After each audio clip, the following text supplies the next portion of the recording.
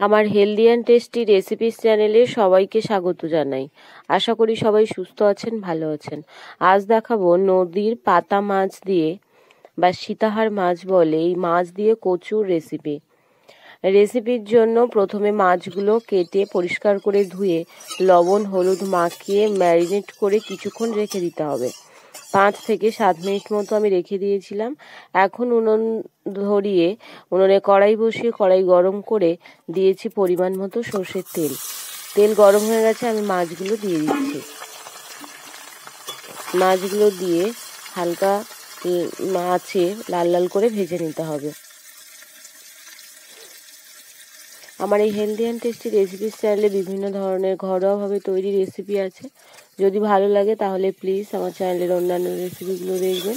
আর যদি রেসিপিগুলো ভালো লাগে তাহলে লাইক কমেন্ট শেয়ার এবং চ্যানেলটিকে সাবস্ক্রাইব করবেন।